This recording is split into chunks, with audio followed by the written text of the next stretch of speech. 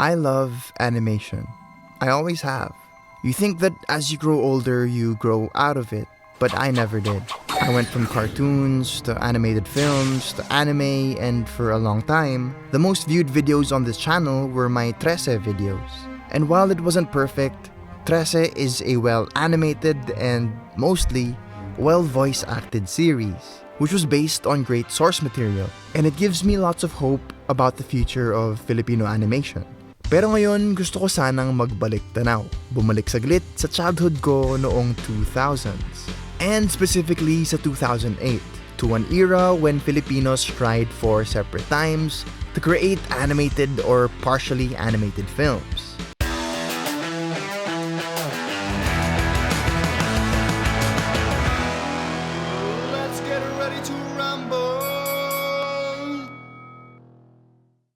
Noong grade 5 ako, pinapunta kaming auditorium para manood ng mga promo para sa pelikulang Dayo sa Mundo ng Elementalia. Sa sobrang astig ng promo, na-convince ko yung mga magulang ko na ipanood ang Dayo imbes na ang School Bukol 4. And it was great. At a time when 13 comics were only being read on blog sites, this movie blended together elements of Filipino folklore with modern Metro Manila. And watching it as a child made me believe that Filipino culture was cool. It made me want to learn more about Filipino folklore. And to this day, whenever it rains while the sun is out, I still believe na may kinakasal nga na tikbalang. But unfortunately, not a lot of people saw this movie. It cost 56 million pesos to make this film, and it only made back 5.6 million. Pero sige, baka dahil sobrang tindi ng competition. The 2008 Metro Manila Film Festival's top 3 earners were Ang Tanging Ina Niyong Lahat, School Bukol 20 Years After, and Shake, Rattle and Roll 10. These were franchises that went back 5, 20, even 40 years. So even if Dayo ended up winning 4 awards, how the hell was it supposed to compete with these franchise giants? So let's consider a different movie. An animated film that came out the same year but was not part of the MMFF. Urduja was a film based on the legend of a real-life warrior princess from pre-colonial Philippines. It came out 6 months before Dayo and was a decently animated movie that was obviously inspired by Disney. It was filled with songs, romance, and even animal sidekicks voiced by comedians that acted as comic relief. It was criticized for being unoriginal, historically inaccurate, and for the awful voice acting of some of the characters. And while I feel like some of the criticism is valid and that Dayo was the superior movie, I feel like people were too hard on this movie. Yes, it could have been better, but it wasn't so bad for the first Filipino animated film since 1997's Adarna the Mythical Bird. But unfortunately, not bad didn't cut it. Especially when you release your animated movie 12 days after Kung Fu Panda came out. Oh no! So how did Urduja do at the box office? Well, we don't know exactly what the budget was, but the film's producer said he could have produced 3 or even 4 live-action movies with Urduja's budget. So let's take the film that was the cheapest of 2008 and multiply that by 4. That would be a sex, comedy, romance movie, One Night Only, that cost 11 million pesos to produce. That would put Urduja at 44 million pesos. And according to Box Office Mojo, the film only made around 11 million pesos. Not as bad as Dayo, but not great at all. Pero sige, maybe we were just behind on the times. Baka kasi hindi na uso ang mga hand-drawn animated films. I mean, of all the Oscar winners for Best Animated Film, only one was hand-drawn. At hindi pa ata kaya gumawa ng Spirited Away ang Pilipinas. So, let's consider the first computer-animated Filipino film, 2010's RPG Metanoia. Now, this movie is about a boy named Nico who is awesome at online games, but not so great at games in real life. Sabi ng direktor na si Luis Suarez, he got the idea for the film from his nephew na addict sa video games. Sabi raw niya na dapat maglaro sa labas ang mga bata, parang siya nung bata pa siya. So, with this in mind, you would think that the film would be this boomer monstrosity, this animated version of back in my day. Pero hindi naman. Yes, it talks about how kids should be playing outside more. And side note, it was really cool to see different Filipino games animated, like Patintero, Tumbang Preso, Agawan Base, at marami pang iba.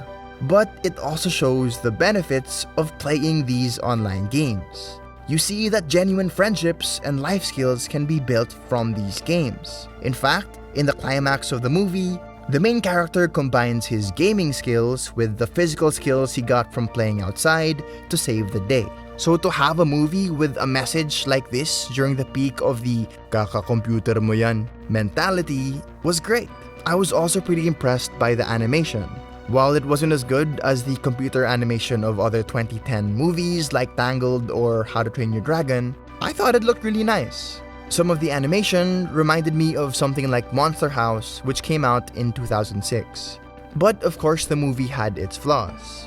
Some of the voice acting and voice casting was kinda questionable. But overall, I liked the movie. I think its message about the virtual world versus the real world still holds true today. Probably even more today than in 2010. Lots of effort was put into this. 100 million pesos worth of effort to be exact. But how did it perform in the box office? It only made 15.8 million pesos. Even more painful when you consider that the movies that beat RPG Metanoia were the sequels to the movies that people watched over Dayo just 2 years earlier. Shake, Rattle, and Roll 12 and Ang Tanging Ina Mo Last Na To. Spoiler alert, this was not the last Tanging Ina Mo movie. I know this all sounds a little depressing, but I promise you, there's a happy ending coming. Pero bago yon, let's talk about one more movie that didn't do so well sa box office. The partly live action, partly animated, romantic comedy, Saving Sally. And yes, it was released in 2016, but it was actually a film they were trying to make since the early 2000s. They actually started filming in 2005 but they had to stop kasi naubusan na sila ng pera. They only got to shoot again 5 years later when the French film producer Alain de la Mata stepped in. Thanks to a grant from the government of France, funding from more producers, and basically the life savings of the filmmakers, they were able to finish the film. And what they finished was something we've never seen in Philippine cinema. A film that was an absolute treat to the eyes, where every single scene was like a painting, an animated comic book version of the Philippines. A lot of people criticized the movie's plot for being basic, and if I'm being honest, it was pretty basic. Friendzone guy likes pretty girl. Pretty girl has a douchebag boyfriend, a plot element we've seen a million times before. But it's how the movie shows this story that really makes it worth watching. The evil people in this film are portrayed as monsters, and the douchebag boyfriend takes the form of a literal penis. And thankfully, they were part of the legendary 2016 MMFF, the year that the festival changed its criteria from focusing on commercial appeal to valuing artistic excellence. So goodbye and good riddance to cash grabs like Enteng Kabisote 10. And thanks to that, the film was able to draw in 27 million pesos. Probably not enough to pay back the money the producers put in, but significantly more money than any of the films we talked about today. So if Saving Sally was given the biggest chance to succeed, then why didn't it do better than it did? Well, according to film critic Oggs Cruz, the animated aspect of the film wasn't enough to draw audiences in.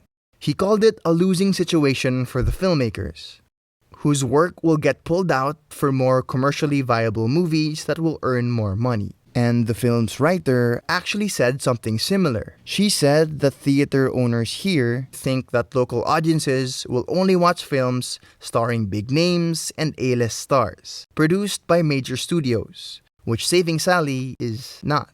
And you can see it in terms of box office gross. The highest earner was the film produced by Viva and Star Cinema, two of the biggest production companies in the country. So even if the 2016 MMFF was all about artistic excellence, the film had to fight for its place in the festival, with some theaters deciding not to show the film in favor of films by bigger studios. Now this might seem like a sad ending for a movie that took over a decade to make, and an equally sad ending to this very interesting era for Philippine animation. An era where people tried really hard to push Philippine animation out into the mainstream. And despite their best efforts, were told no by the box office.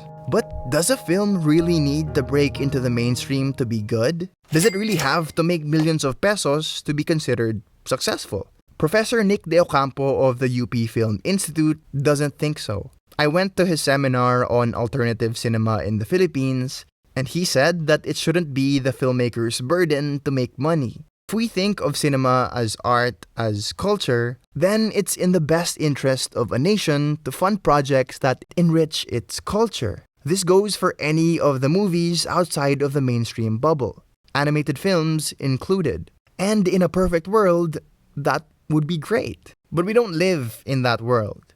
We live in the Philippines, where people think that the mainstream is all there is to Philippine cinema, na sina Vice Ganda lang ang pwedeng panoorin. But thankfully, I think that this idea is starting to change. With streaming platforms like Netflix, HBO Go, and even the FDCP channel, good quality Filipino films have become available for anyone online. Instead of choosing between Vic Soto, Vice Ganda, and Coco Martin, you have hundreds of quality films to choose from. And this was a long time coming for Filipino animation. Finally, animated films were given a chance to be seen by the people. And thanks to the efforts of the animators in the mid to late 2000s, the industry was ready when the opportunity came. I think that this era ushered in a new era for Philippine animation. A new age, where you don't necessarily have to break into the mainstream. With a perfect example being Hayop Ka, the Nympha de Maano story. A movie praised for its humor and especially its animation. This is a film that never would have been released in Philippine theaters. I mean, it's a movie about a sex-crazed cat who cheats on her Azkal boyfriend with a purebred husky. What theater owner in their right mind would show a movie like this? But thankfully, Hayop Ka found a perfect home on Netflix, where the film was available directly to its audience. No need for movie theaters to act as a middleman. But the crazy thing is, Hayop Ka would have never happened if not for Saving Sally.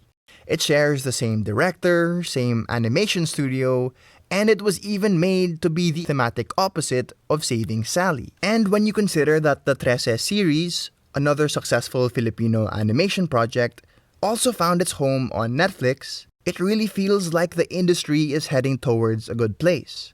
In fact, it seems like the demand for animation is increasing because Rocket Ship Studios is going beyond just films. They now use their unique animation style to create ads for brands like San Miguel and Samsung. At matagal nang nagtatrabaho ang mga Filipino animators. Libo-libong Pilipino ang nagtatrabaho bilang outsourced animators kahit nung panahon pa ng mga cartoon tulad ng Scooby-Doo, The Jetsons at Popeye. At kung sinama mo rin ang mga Filipino-Americans tulad ni Ruben Aquino, malaki ang influence ng Pinoy sa animation style ng Disney noong 80s at 90s. And in 2011 alone, the Philippine animation industry drew in a total revenue of 5.3 billion pesos, mostly through outsourcing work to clients abroad, like the United States, Japan, and Canada. So I think it's time we empower our animators in the Philippines to strengthen our local animation industry. Oras na para magkaroon sila ng opportunity para magtrabaho sa mga Filipino projects. Para naman ang kultura natin ang makinabang, imbes na ang kultura ng ibang bansa. Because I love animation. I love Filipino animation. And it makes me happy to see that this scene is thriving, but the work is not over. Kailangan nating suportahan ang mga Filipino animated films at series sa Netflix para magkaroon pa ng mas marami. At kailangan nating i-encourage ang kabataan na may career talaga sa animation. Hindi ito drawing lang. Because I truly believe that Filipino animators can compete with artists from anywhere in the world. And hopefully, that will mean that the Filipino animation industry will be able to compete with giants like the US and Japan one day. Alam ko medyo malaking pangarap yun, pero feel ko talaga kasi na kaya naman. We just need to give our animators a chance. So thank you so much for watching this video. If you liked it, maybe you'd be interested in any of my 13 videos. But if you like this content, you can always support me by becoming a member of the channel. As little as 50 pesos per month goes a long way in helping me create these videos for you guys. And as always, shout out to our Mother Lily channel members, Ashley Martelino and Ma'am Gay Domingo. Thank you so much for your support. Peace and I love y'all. Hoy mga Pinoy, ito na ang medisina, nagbabagong apoy, linagyan ng gasolina, kaya't tinatanong pa ba kung kanino at sino ang tiyak na puntahan sa kulturang Pilipino? Ako na ang sagot, ang dakilang gamot.